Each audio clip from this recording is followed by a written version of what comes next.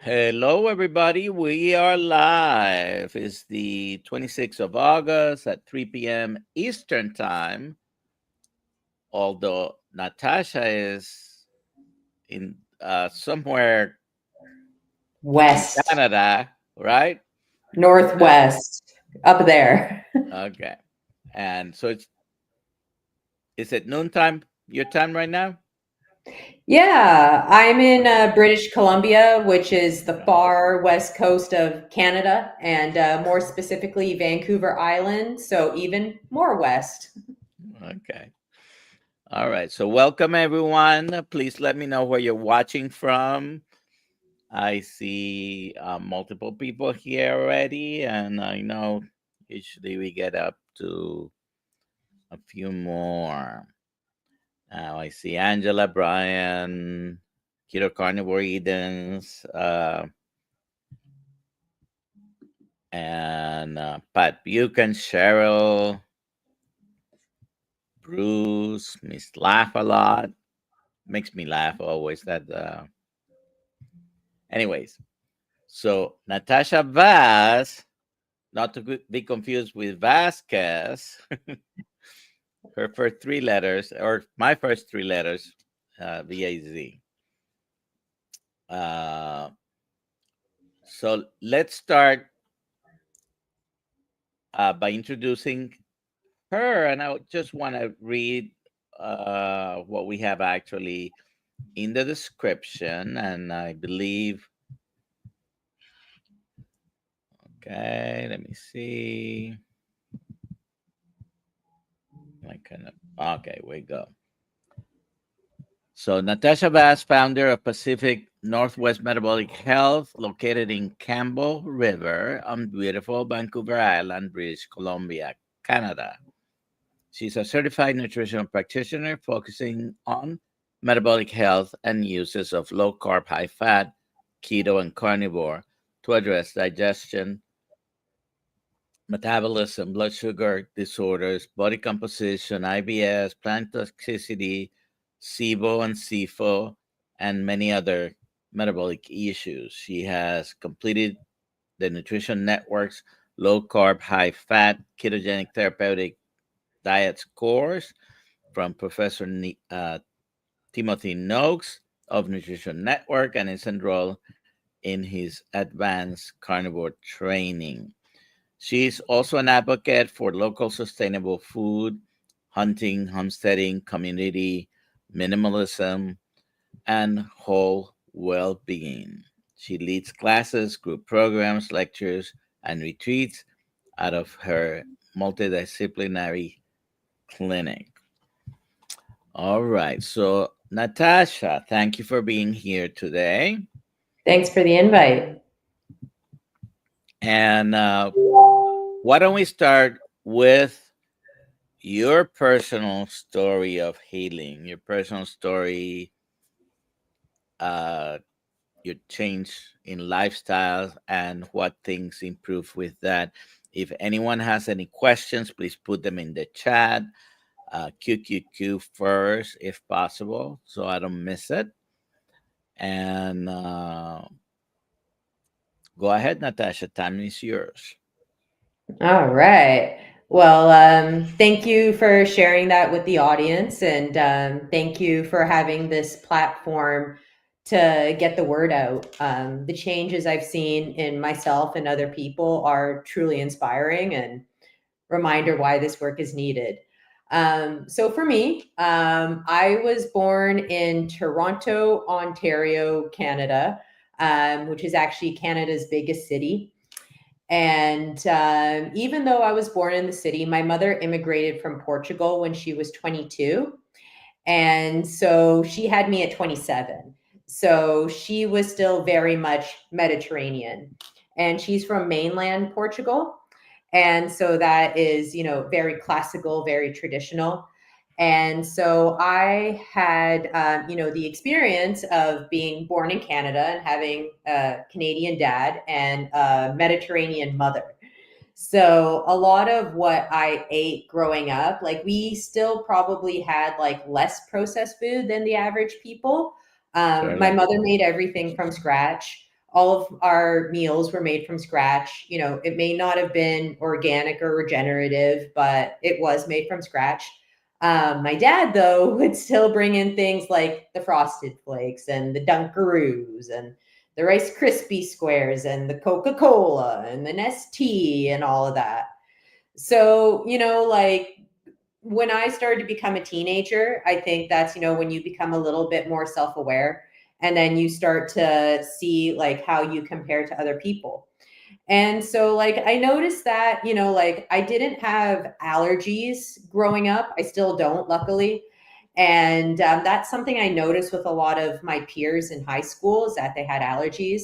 Also, you know, it's more common now, but there was a lot of people who didn't seem to have the healthiest body composition, you know, a lot of skin issues.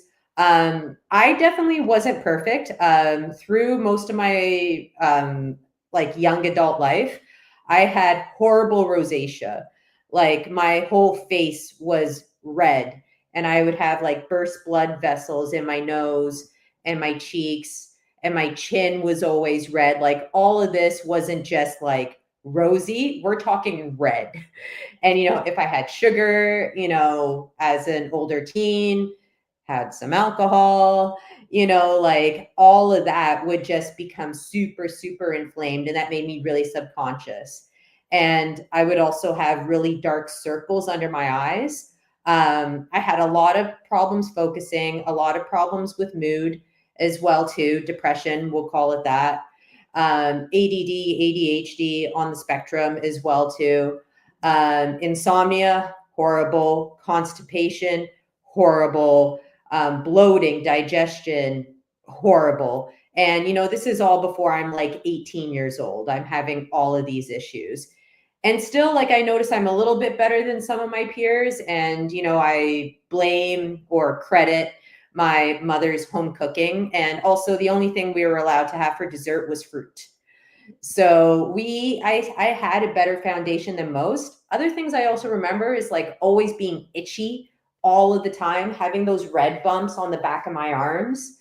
So these are all things that I know are like mild comparatively, but now having been a practitioner who has worked with over 400 people, I kind of see how like these things start off as a whisper in younger adulthood and then turn into a yell as people get older. So I see these symptoms, but then I end up seeing other things down the lines like eczema, psoriasis, Hashimoto's, IBS, Crohn's, colitis, SIBO, SIFO, all of these great things. And so all of these things, you know, they end up becoming way more severe and people end up having to do much stronger things in order to reverse it. So that was kind of what I was experiencing growing up. And when I first went to school, I had no idea what I wanted to go to school for. So I just went into finance because that's what my family did. They worked for builders, they worked for banks.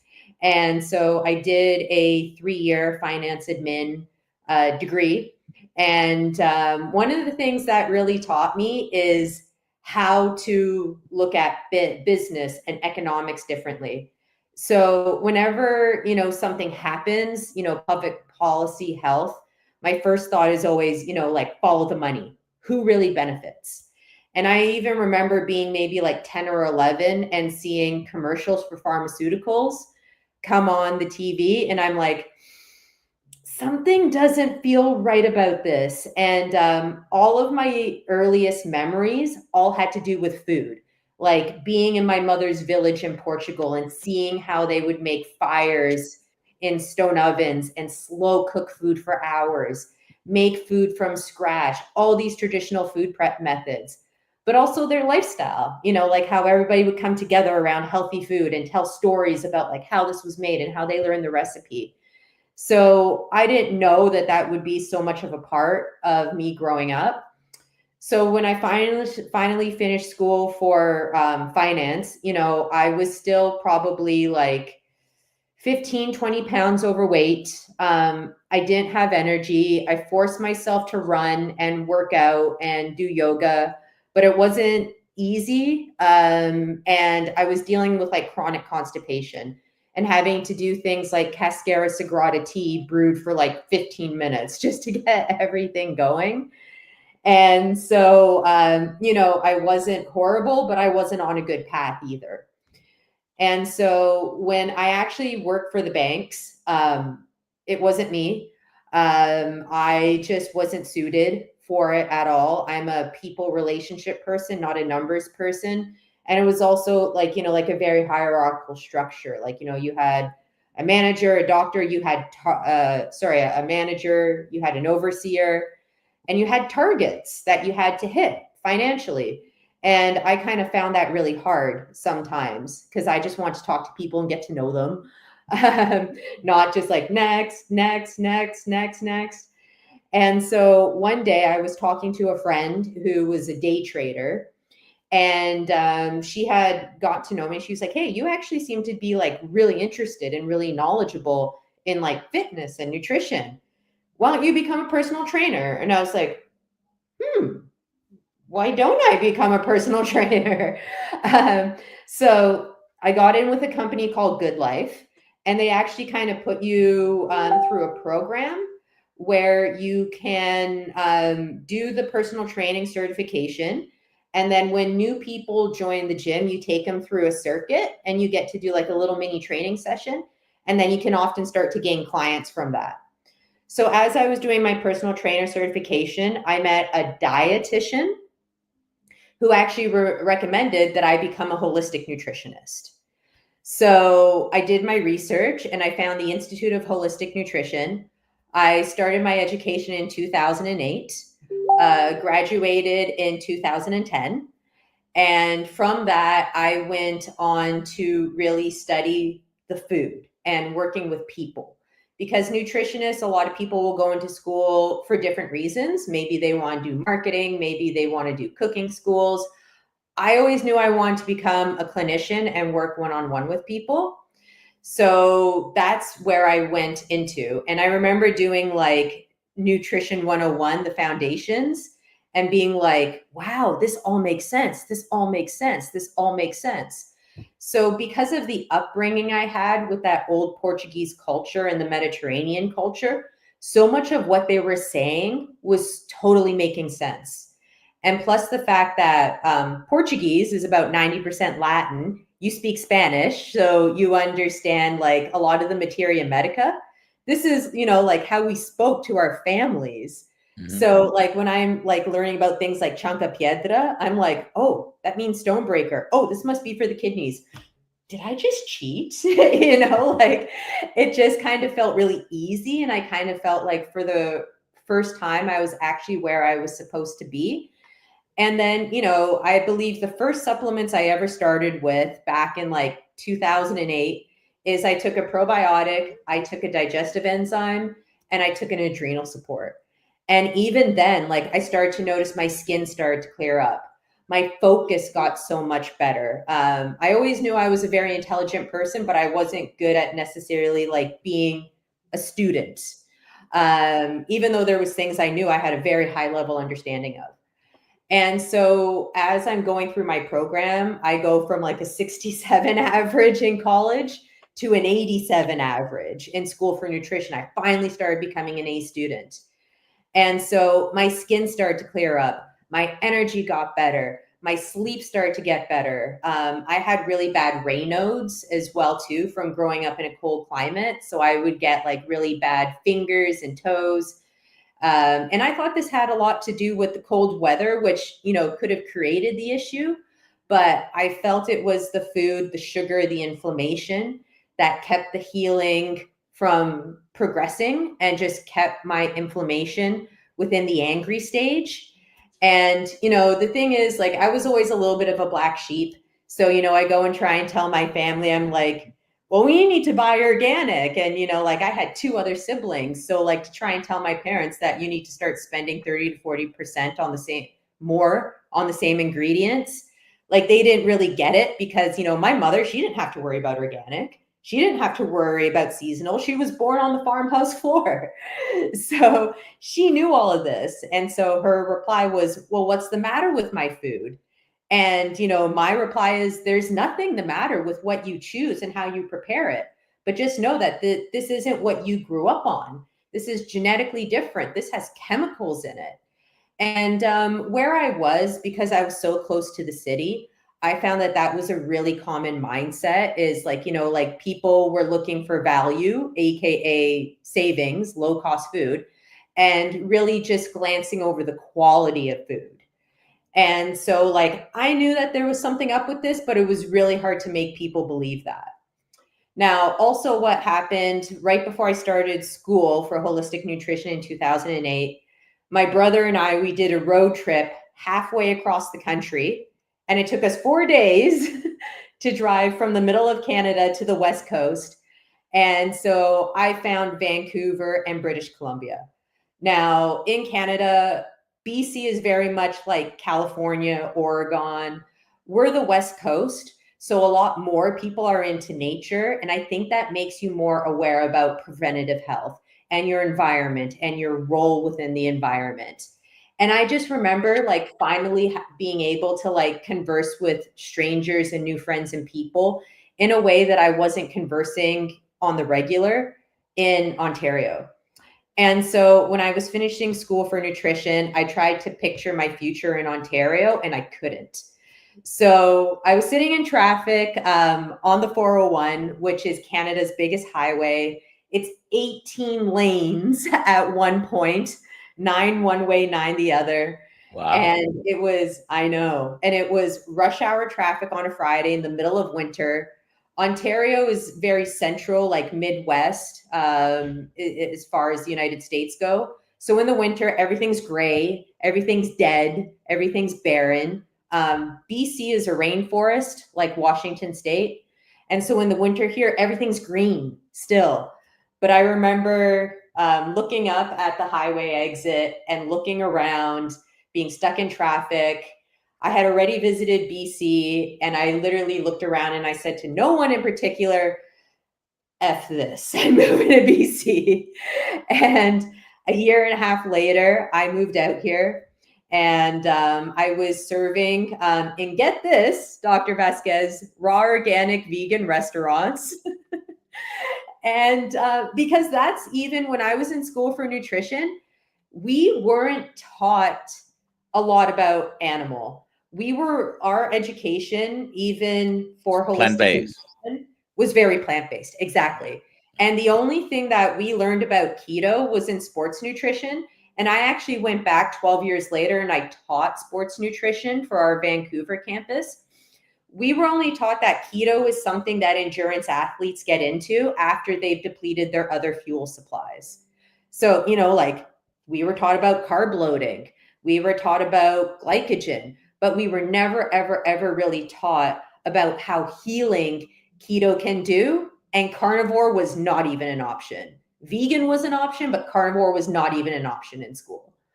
So what did they teach you, however, about red meat, for example, in school?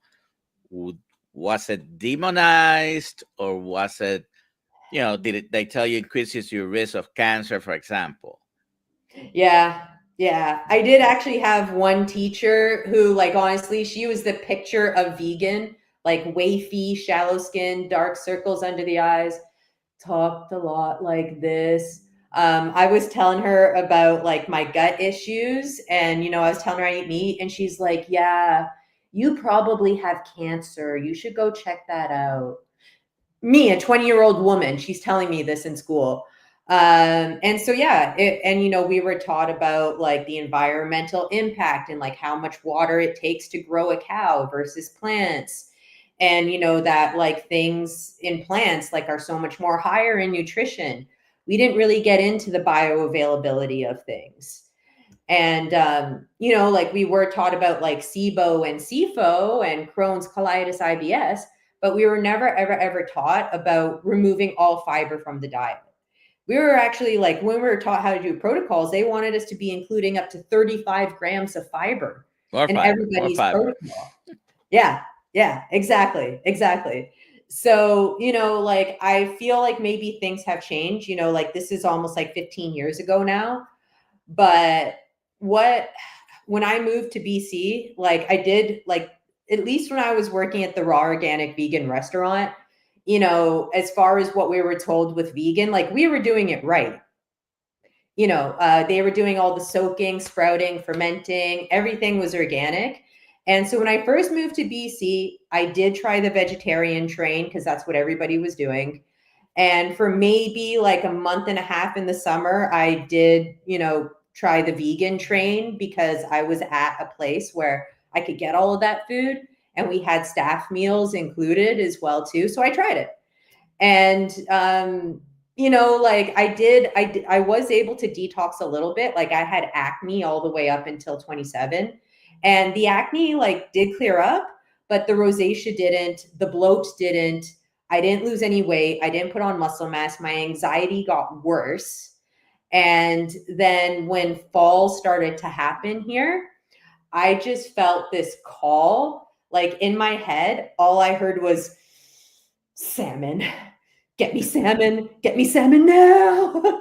And here where we are on the West Coast, like salmon is like the West Coast special. We are so well known all around the world for our salmon. And so I was literally able to go down to a dock and bought salmon that was caught this morning.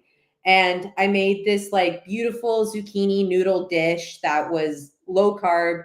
And I put some salmon on it. And I have not been vegetarian since. Like so much got cleared up once I started introducing that high quality meat back into my diet. And so I would say like after then, you know, this is maybe 2011, 2012, I started moving towards a paleo diet. And so, you know, like I wasn't, you know, a little bit of like sprouted grain bread or a little bit of sourdough bread would creep back in. Every once in a blue moon, I would have like gluten-free, like noodles, you know, made from something else, like high quality stuff, organic. But, you know, like the muscle wasn't coming on, you know, the dark circles under my eyes. I'm not really wearing much makeup now. And so, you know, like this is my skin without a bunch of makeup nowadays. And this is the best it's ever been. And I turned 41 on Saturday. So I feel that I feel better now than I did 20 years ago. And so that is kind of where I started to be like, okay, you know, maybe like what I was taught in school was important, but it wasn't the full picture. And I love that I got to take courses like research and analysis to like start to understand how tests are made. Like why do we want a double-blind placebo-controlled randomized trial versus epidemiological studies? So I started to learn that. We did comparative diets. We did nutrition through the lifespan. We did symptomatology. It was a very well-rounded education. The biochem, all of that was amazing. Loved all of that. Human metabolism, loved all of that for sure. And so it gave me a really good foundation. And just from working in these healthy places, you know, people would come and talk to me and share their issues with me. And the biggest things that I came across were things like IBS, ulcerative colitis, SIBO, SIFO, insulin resistance. These were the things that I came across the most when I was talking to people. So fast forward to 2017, I was working in a supplement store that had a integrative clinic in the back. And the feller who started it, his name is Dr. Ash Kanjalili. He goes by Dr. Ash. He was a Canadian chiropractor who moved to the United States and studied functional neurology at the Carrick Institute in Florida.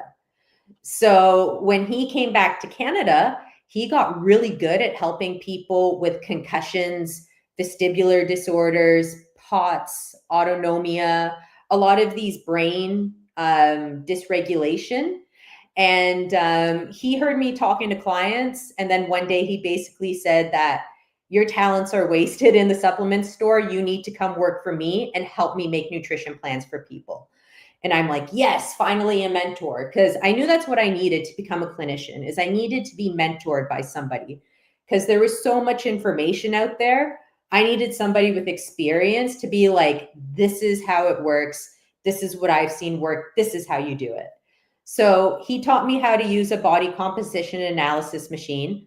I went down to Seattle and I took a functional blood lab interpretation course to be able to look at labs for optimization instead of just disease profiles. And then using the body composition analysis machine, that helped me set more customized macros for people. Now, again, macros aren't everything, but when people are just trying to be more aware of what they're doing and narrow down choices, it is a useful tool, but definitely not the whole story. And so by working with him, he had me writing ketogenic plans for his concussion patients. And so what he told me a lot about it was that when people become concussed, the brain is made of protein and fat, and that starts to leak out. So you want to give them protein and fat in order to repair the brain. And also ketones are extremely anti-inflammatory.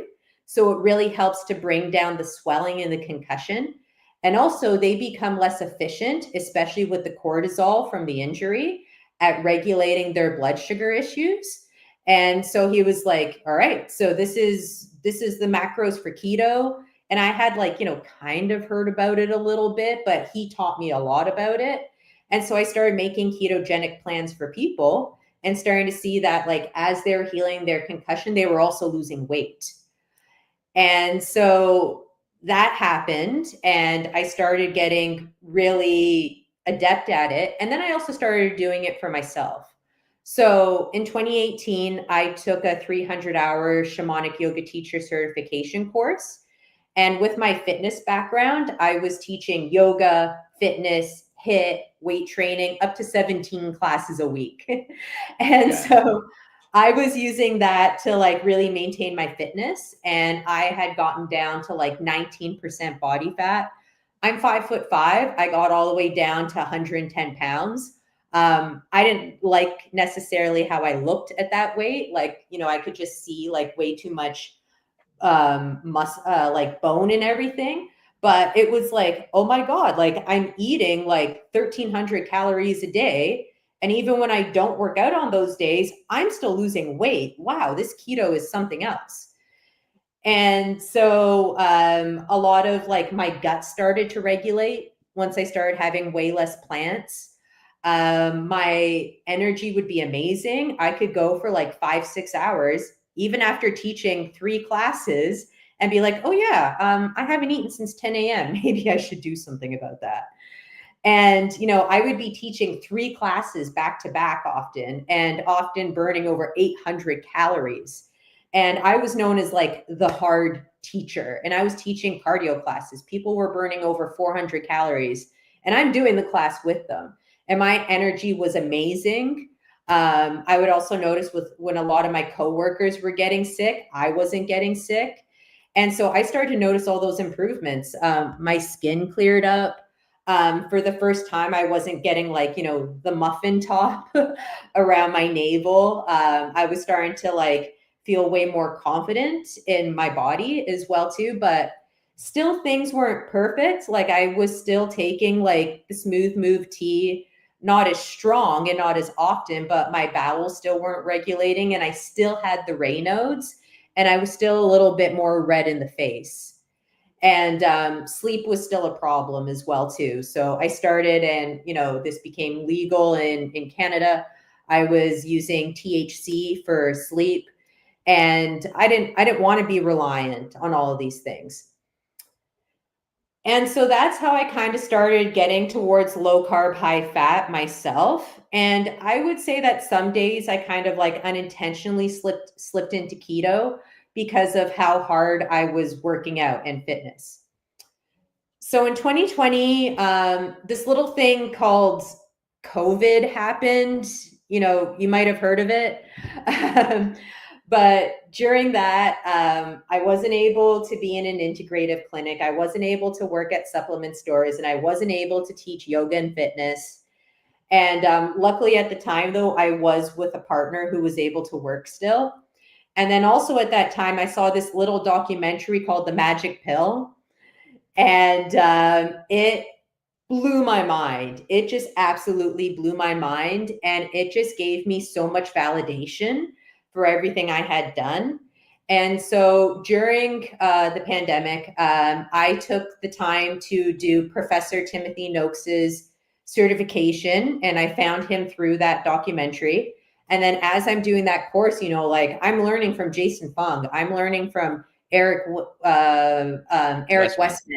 I'm learning from Tanzin Murphy, you know, and building on the work of Gary Taubes and Nina Tai Schultz. And when I was just doing this course, like everything just made so much more sense. And so like I was getting a lot of success with people doing like low FODMAP diets. And then I also learned about oxalates on top of that as well too. And so I noticed even more success when I was able to do low oxalate and low FODMAP plans for people. And so that's how I started creating my ketogenic plans for people, was being low carb, but also low FODMAP, low phytate, low lignin, gluten-free. And some people would be dairy free, but I would say like, hey, you know, like there's a lot of, you know, dairy can be FODMAPy, but it's one of the FODMAPs that has a lot of other nutritional value. Like, you know, with the calcium and the magnesium, the potassium, that's very useful for binding with FODMAPs to help people get it out of their diet. And especially with people who tended more towards loose bowels, you know, the casomorphine effect was actually a little bit useful with them and helping to slow down their guts. But if you're like me and you had slow guts, you know, sadly, I can't handle too much dairy right now. It's getting better as I stay more carnivore-y. But now I can have it in small doses, where before, like, it would just be bloat city. And so I like to tell people that, like, you know, when it comes to FODMAPs and bloating, if you have a lot of high FODMAP foods, it's like you have a basket full of moldy apples. So even if you pick like this beautiful, fresh, moldy apple, or, you know, if you get a fresh steak from the butcher, if you put it in that moldy basket, even if it's clean and pristine, if it's in a moldy environment, it's also going to mold. So with a lot of people, I just want to say, sorry for interrupting, but anytime. I don't have, fortunately or unfortunately, I don't have any problems with cheese, except that I'm eating it all the time. I don't get any bad symptoms, I guess. Anyways, go ahead. Well, color me jealous. I'm kind of feeling the more I stay in this carnivore track, the more I will be able to handle the dairy. So for myself, once I finished doing Professor Noakes' certification in early 2021, I started to become what some may refer to as ketovore, where I was keto, but I had an emphasis on plant foods. So, I mean, sorry, animal. So I was 70% minimum and above with animal. And, you know, I was still keeping in like a little bit of dark chocolate, zucchini, celery, cauliflower, a few of the fermented nut cheeses, that type of thing. I was having coconut milk, not really having soy milk, almond milk, that type of thing. So I was definitely keto. I was still somewhat omnivorous. And so I actually coasted that way for a while. And it's not that like that's because I didn't feel that I want to do carnivore. 2021, 2022, honestly, were some of the most trying years of my life. I broke up with somebody I was in a 5-year relationship with. I had to leave the house we were in. I bought a tiny house on wheels and moved to a off-grid ranch. I started my own business. I had to pivot. I moved. So much happened that I felt that I wasn't like as organized. And because food had been, you know, a comfort to me, I didn't want to give up on a lot of the things that I was familiar with when everything else in my life was changing. And so like I kind of coasted that way, ketovore, paleo, for about a year and a half. And then in 2022, I was also in a pretty bad car accident where I got rear-ended by a semi-truck. The amazing thing was that I was able to step out of the car. And it was really interesting. Like when it first happened, I was like, oh my God, wait, no, don't panic. So the yoga teacher training kicked in. And I also think that like I was lowering cortisol because I had a better diet. And I was like, wait, don't panic, do something. Take pictures of the scene. Okay, do that. And so I got out, I was walking around, and then like the paramedics showed up and they're like, well, where's the driver? And they're like, she's right there. And they're like, what? She's walking, she's standing, she got out of that? And I'm like, yeah, I did. And, you know, I do have whiplash and a seatbelt injury and I got a concussion. But I felt if I didn't have the diet, if I didn't have the conditioning, that could have ended up being a lot worse. And luckily, I was very well connected to a lot of practitioners. And so it was a healing journey. But, you know, like now I'm back to weightlifting, I'm back to doing cardio, I'm starting to run again for the first time in years. And so I really feel that this is what helped. And I would say it was December this year that I really started to go down more strict carnivore. So just before December, I joined Steak and Butter Gang. And so I started doing the whole protocol along with them. You know, I did ask Baker, Chafee, and Kiltz if I had to prime. And they were all like, yes, I know you've been doing it for a while and you're a practitioner, but we still want you to prime. So I did it, you know, I hid the scale for a while and I just prime, did what they said to do. And then through January and February and through most of March, I would say I was very strict carnivore. Maybe like, I don't know, I would have like a little bit of spices. Maybe every once in a blue moon, I would mix like some pickle into my homemade mayo and make like a tartar sauce. But besides that, and you know, like there was some coffee happening here and there. And to me, I felt the coffee was more like a comfort instead of like needing it for energy. Like now I feel I can function without coffee, not like unlike before, but it's still a little bit of a comfort to me. And so during mid-March though, I kind of started to like have some of like the cortisol issues that you can get with carnivore, like when your metabolism is still healing. So I was having sleep problems. I was starting to get like a little too slow, like on the gut stuff as well too.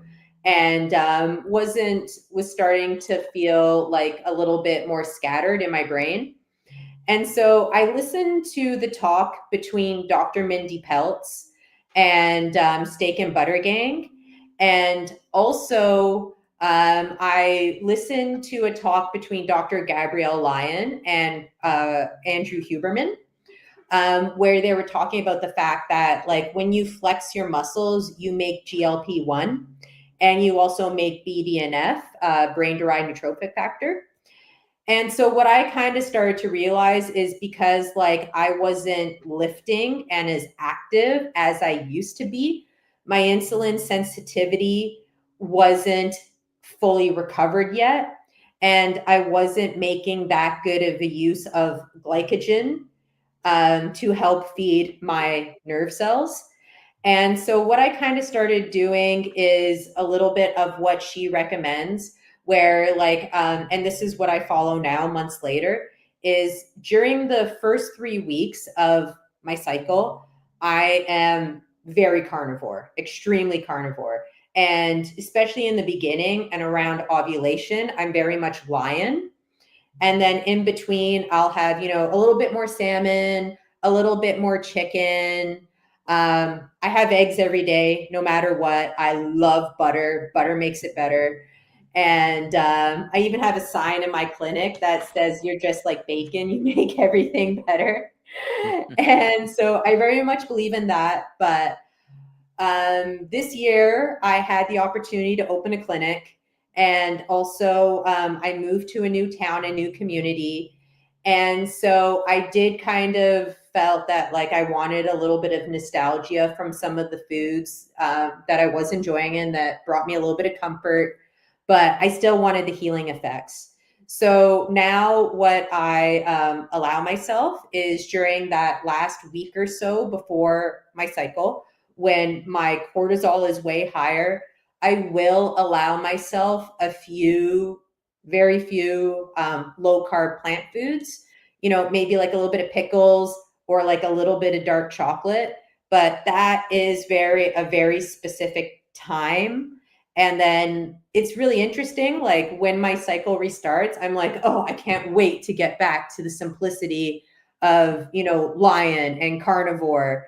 And then like after those 3 weeks, I'm like, oh, I really need to change it up. So I found that like this cyclicality helps keep things interesting for me. And my rebellious mindset that's like, well, I don't want to do just one thing. I get to indulge that a little bit, but it's not the majority of what I do. The majority of the time, I'm being a carnivore. And then the other time, I'm still carnivore, but with a little bit of garnish. So a couple of things here. First of all, happy birthday. Thank you. And I want the audience to know that I've met you now twice in the past few months. And you just mentioned your age. I had no idea how old you were, but if you had told me 25 or 29 when we met, I would have believed you.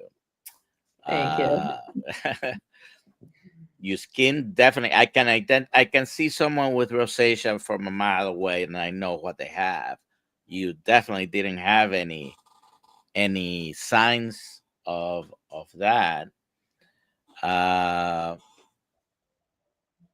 it seemed you didn't have a particular very bad problem that you went looking for a solution. You kind of walked into the solutions first because of the training you were seeking and all that, and then realized, well, these things can help me, and they did help you. uh I'm not going to say much more about this, but you mentioned follow the money. Yeah, follow the money, definitely. For vegan, do you have still any clients that may want to insist on being vegan or vegetarian?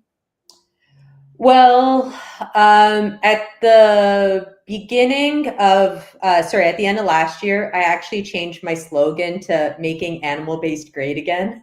So I think that scared away all the vegans and vegetarians. So no, Okay. I don't Well, currently have vegan or vegetarian I mean, clients. I certainly met people who are vegan and seem to be healthy, but I don't know for how long, it seems you have to really work really, really hard. And you just mentioned the simplicity of carnivore, right? Right. You have to really work very hard at trying to provide all the supplements, and it's many. It's not only one thing that you have to seek out to be able to complement. If you're particularly a vegan, if you're a vegetarian, I think it's easy to convince any vegetarian to eat fish because they don't very often consider that uh you know off being vegetarian. Same with eggs. A lot of vegetarians do eat fish and egg. So if they ever want to make a distinction, uh well, they'll say that they're pesco vegetarians or Yeah. Lacto ovo oh pescatarian. yeah. But to them, that's still not eating meat, red meat. Uh, I am a metabolic health practitioner, got a couple of 100 hours already from the Nutrition Network. And one of my favorite foods that is not red meat, it's salmon sashimi. I, I, I eat the salmon raw usually. I just put some salt on it. And did I have that yesterday or the day before? I think recently. I Mhm. did have. We have a couple of questions here. Please. So let's see. Sandra Hardin, I'm doing a 72 hours fast right now. At 36 hours, my glucose was 101, ketones 1.4, GKI 3.7. Does that indicate I am insulin resistant since glucose is that high at 38 hours? What are only fast? What do you think? Hmm. Well, I would want to know like a little bit more history. And I do kind of see like these levels being diagnostic levels. And since I am a CNP, a certified nutritional practitioner, not a doctor, I'm not here to diagnose any conditions. But something that might be interesting for you to look at is what they call inappropriate gluconeogenesis, where like you could have a high cortisol state, and instead of having high glucose from having carbohydrates, your body is actually breaking down a lot of glycogen and turning that into blood sugar because it's used to having this higher blood sugar state. So this is something that I maybe would ask one of the carnivore informed doctors about, looking at if your body is making glucose from glycogen when it shouldn't be. And this could be a little bit more of like a liver health issue. So it could be a big part of the picture, but often what happens in the body, it's never just like one thing. So if your long-term practitioner who knows a little bit more about your health history feels that there is something off with these numbers, I would look a little bit more into what the liver and adrenal glands are doing, and maybe looking at something like a cortisol awakening response test, also known as CAR, or looking a little bit into that pathway, and looking at the differences between things like, berberine and bitter melon, to see what they could be doing, to see like what pathway is still keeping the glucose a little bit higher. All right. My short answer, very short, it would be yes with an explanation. So because all those all the situations where your cortisol may be high, you're having gluconeogenesis, the gluconeogenesis happens all the time in our body, but the response that our body has to that increase in blood glucose normally is taken care of immediately when your whole hormonal system and all the related reactions is not, for example, the Dawn phenomenon. So some people uh, get frazzled with the Dawn phenomenon. Yeah, Dawn We and all Carl. we all have the Dawn phenomenon. You just don't see it when you're tracking the glucose, because the ones that are handling that increasing, you're going to have increasing cortisol, the catecholamines, growth hormone, and your blood glucose may go up when you do have some insulin resistance. That's when you are not responding like you're supposed to respond. So it is it is pretty good, but at 36, 38 hours, I would expect that blood glucose to be certainly lower. Although your GKI is pretty good, ketones 1.5. So if you do have any of that, probably is is not that severe. Um, but fasting can put your body uh, onto some stress, and Mhm. then you secrete more cortisol and other hormones, and your glucose uh, may go up. Uh, all right. So, Eleni, what was your diet at the time that you started taking supplements? Now, she may have been talking to someone in the chat. But I wanted to ask you a question. What was your diet like at the time you started taking supplements? Well, I would say I first started taking supplements when I started school for nutrition. So at that time, I was about 20 years old. And so at that time, my diet was probably a cleaner version of the standard American diet, standard Canadian diet. And so because I was having like a lot of home cooked meals, I was a little bit better, but we still had, our standard breakfast was toast with butter or jam and margarine, instant coffee with sugar, and microwaved milk. And that was my breakfast at home. Bagels, croissants, that was my breakfast at home, even when I started school for nutrition. And then that changed later on. And so I was probably pretty heavy on the supplements for a good, probably up until about a year and a half ago when I started to become more ketovore. I started taking way less supplements, and now all I really do, I will take a magnesium complex to kind of still keep my guts going because it's getting better, but it's still not 100% regulated. And then I'll have more fat. And then I take like a beef organ complex, like 2 pills every other day. So, were you ever diagnosed with IBS or uh, officially, or Um, Not officially, because like to be honest, I bootstrapped my business. Nobody gave me money to build my business. Nobody even believed that I could build my business. I'm the first entrepreneur in my family, and I'm the first woman entrepreneur in my entire extended family. And so like nobody was like, "Oh yeah, here, start your business." So I built my business by every little cent I made, I put back into my business and education.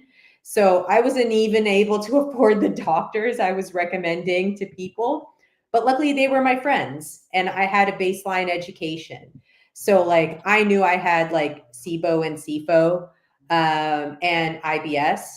And from just being around all the people who made the diagnoses and people who already had the diagnoses.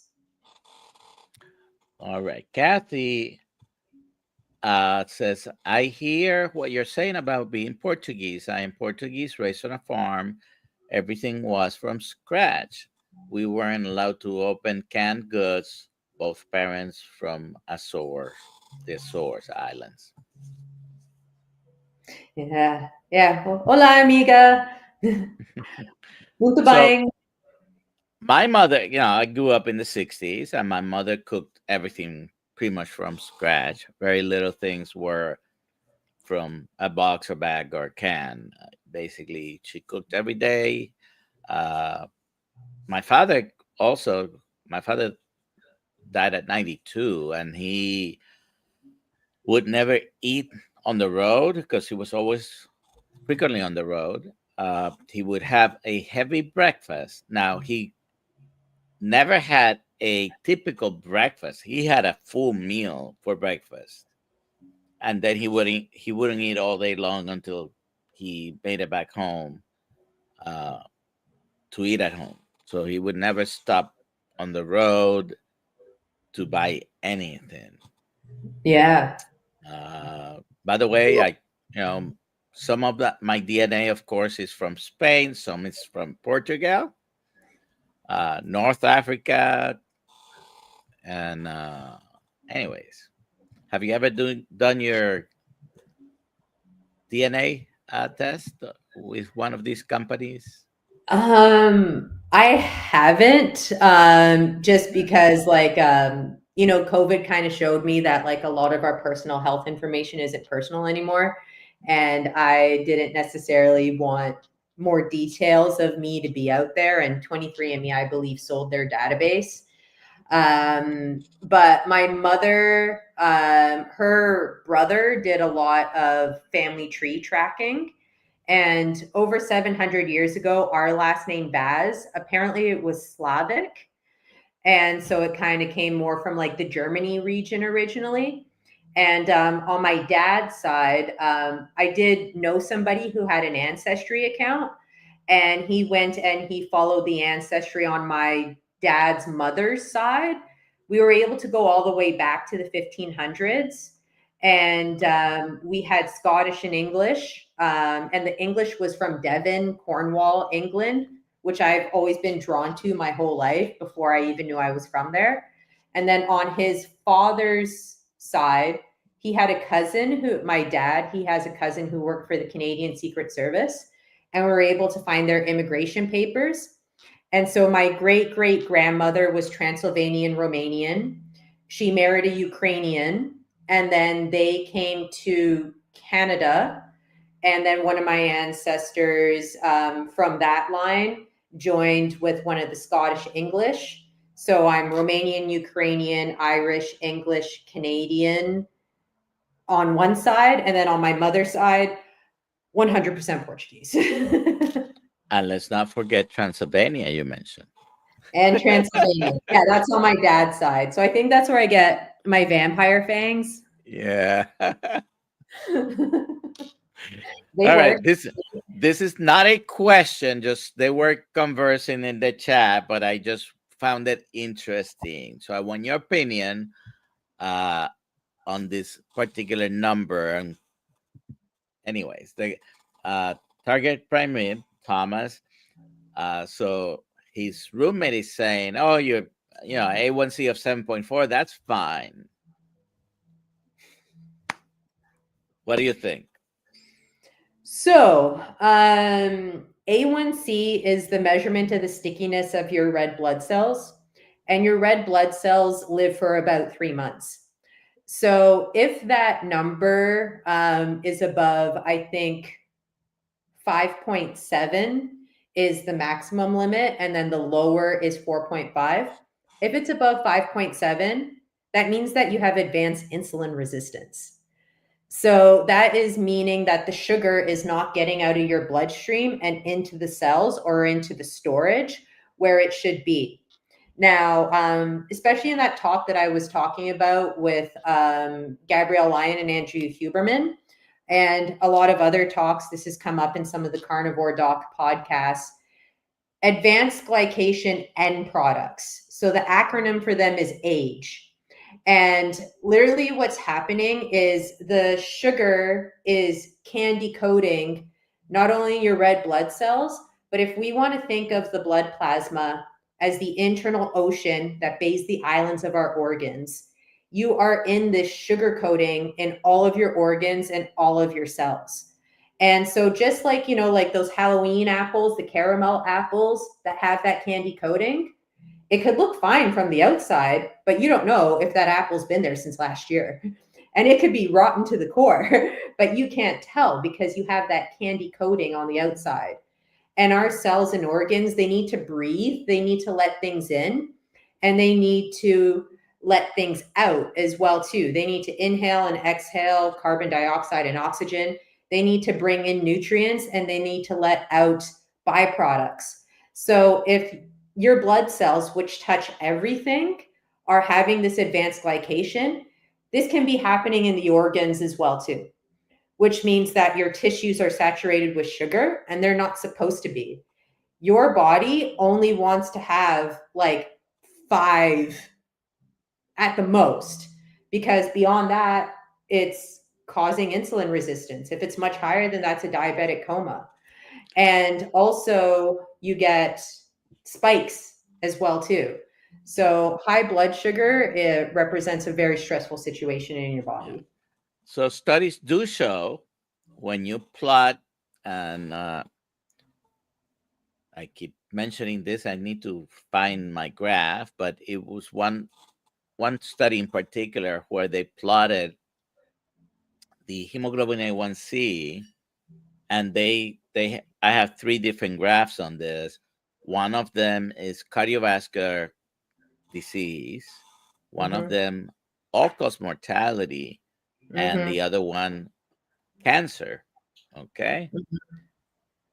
So the incidence of all 3, it's flat when you're talking about hemoglobin A1Cs from the high fours into 5.6.